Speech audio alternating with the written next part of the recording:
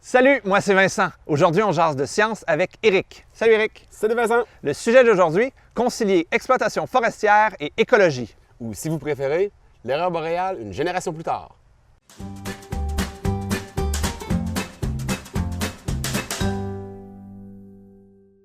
Bonjour Éric. Salut Vincent. Tu as étudié en opération forestière à l'Université Laval et tu travailles depuis près d'une dizaine d'années dans le domaine de l'industrie forestière au Québec et en Ontario. C'est exact.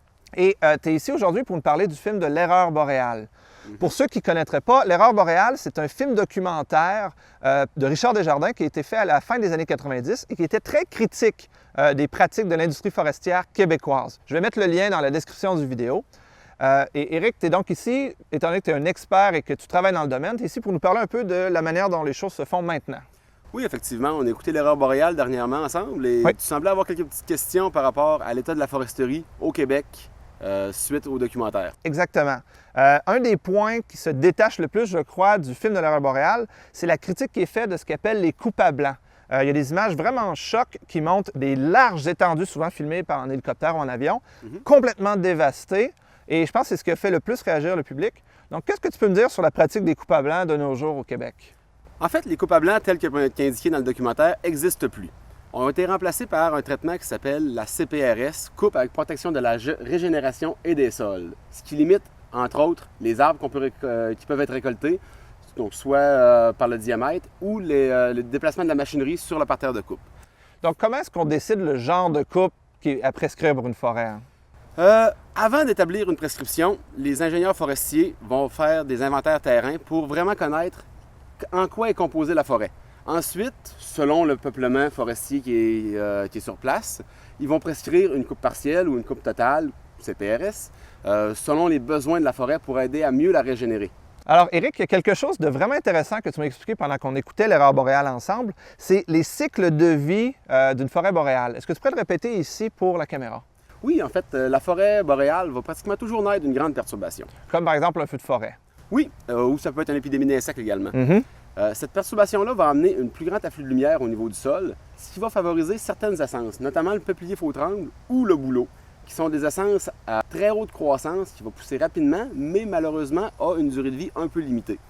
Durant la croissance de ces essences feuillues-là, il va y avoir en sous-couvert des essences qui sont dites intermédiaires, donc soit l'épinette ou autres, ou des essences qui sont beaucoup plus tolérantes à l'ombre, notamment le sapin. Donc, au fur et à mesure que les feuillus vont mourir de vieillesse ou d'une autre perturbation, les essences intermédiaires vont prendre la suite. Et ensuite, le sapin, qui est pratiquement l'essence la plus tolérante à l'ombre, va à peu près toujours remplacer une forêt qui est dite surannée.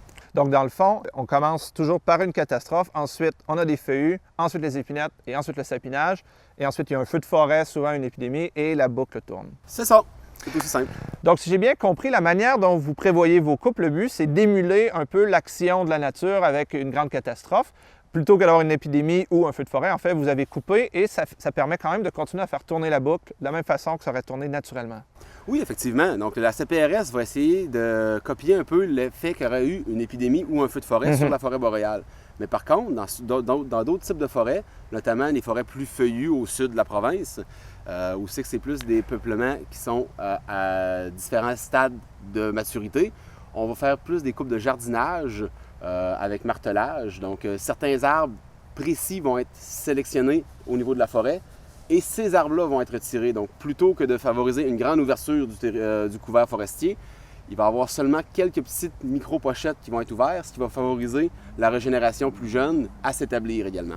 Donc, Éric, si je comprends bien, en fonction du type de forêt et du terrain et de divers facteurs, il y a une prescription sylvicole, donc une recette sur la manière dont les arbres doivent être coupés afin de le moins perturber possible le développement naturel de la forêt québécoise. Effectivement. Qu'est-ce qui s'assure que ça, c'est respecté? Qu'est-ce qui empêche une compagnie de décider qu'aujourd'hui, le plus simple, c'est de tout couper jusqu'à perte de vue? Qu'est-ce qui s'assure que c'est respecté? Ça se passe en deux volets. Premièrement, il y a un rapport annuel qui est fait par l'industrie à la fin de chaque saison d'opération, qui est signé par un ingénieur forestier et qui, dans le fond, est un peu la déclaration de l'entreprise qui dit que tout a été fait selon les bonnes pratiques. De plus, pendant et après les travaux, il y a des inspecteurs du ministère qui visitent régulièrement les opérations et qui vont déterminer si, bel et bien, les lois et les règlements sont respectés au niveau du terrain. Puis qu'est-ce qui arrive s'ils ne sont pas respectés? C'est sûr, toute entreprise qui serait prise à défaut sont passibles d'amende ou de pénalités pouvant aller jusqu'à la révocation de leur garantie d'approvisionnement. Donc c'est sérieux, là. Oui, très sérieux. Et toute entreprise qui serait déclarée coupable d'une infraction sont répertoriées au niveau du site du ministère de la Forêt, des Faunes et des Parcs. Alors Éric, on a déjà parlé de la manière dont, après l'erreur boréale, les coupes à blanc ont été un peu abolis, remplacés par les CPRS, qui, je crois, se veulent plus respectueuses du développement naturel de la forêt québécoise. Est-ce qu'il y a d'autres impacts dont tu peux nous parler qu'aurait pu avoir le documentaire sur l'industrie en général? Oui, peu de temps après la sortie du film, il y a une commission d'enquête qui a été mise au point par le gouvernement de l'époque, la commission Coulombe, qui a établi un rapport avec plusieurs recommandations. Une de ces recommandations-là était notamment de la baisse immédiate des volumes octroyés aux compagnies d'environ 25 % de leurs droits. C'est beaucoup. Oui, très énormément. Par crainte de trop bûcher. Ensuite, le gouvernement a mis en place également le bureau du forestier en chef qui, lui, régulièrement revoit les calculs de possibilités forestières pour s'assurer qu'on ne récolte pas trop de volume d'une essence donnée sur un territoire donné. Alors Éric, la forêt, bien sûr, c'est des arbres, mais c'est pas seulement ça. Il y a toute une faune qui l'habite, allant des insectes aux oiseaux, aux mammifères. Donc, quelles sont les mesures qui sont prises pour protéger non seulement la forêt, mais ses habitants? Chaque région du Québec a un guide des espèces menacées ou vulnérables et si ces espèces-là sont rencontrées, que ce soit avant ou pendant la récolte, on doit immédiatement stopper les travaux, déclarer au niveau du ministère de l'Environnement ces espèces-là qui ont été rencontrées. Et il y a plusieurs choses qui peuvent en découler, notamment si c'est un nid d'oiseaux, surtout un nid de rapaces.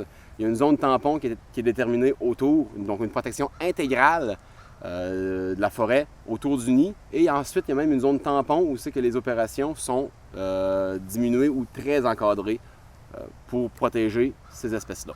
Donc, à tout moment pendant la coupe, on s'assure de respecter les espèces, spécialement les espèces menacées, afin de préserver leur habitat.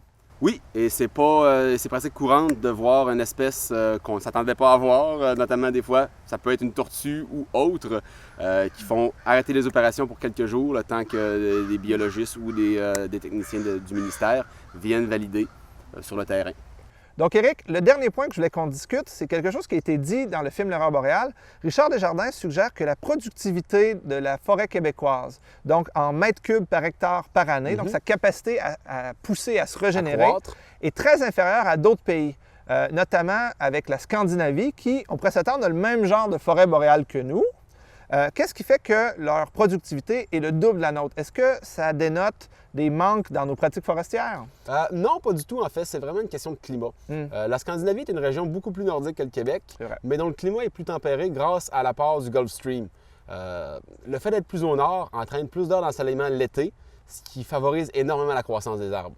Donc, il ne faut pas seulement regarder le chiffre, il y a toutes sortes d'autres facteurs qui viennent dans cette productivité de la forêt. Oui, et il y a aussi un autre très gros facteur qui est le choix de société qui peuvent être apportés au niveau de la récolte forestière. Il y a certaines régions, comme notamment la Nouvelle-Zélande, qui sont capables d'aller chercher des taux d'accroissement de 20, 30, voire même 40 fois celles du Québec par des plantations intensives, un peu comme on pourrait le faire dans le blé ou dans d'autres plantes.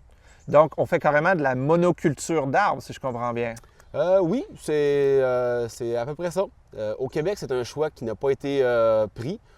On préfère garder le caractère plus naturel de la forêt. Ça a des bons côtés, notamment en termes de biodiversité, mais d'autres moins bons côtés, comme il faut couvrir une plus grande superficie pour récolter le même volume. D'accord. C'est super intéressant. Merci beaucoup, Éric. C'est moi qui te remercie. C'est tout pour aujourd'hui. J'espère que la vidéo vous a plu. Si c'est le cas, vous pouvez laisser un commentaire, aimer la vidéo ou encore mieux la partager sur les réseaux sociaux.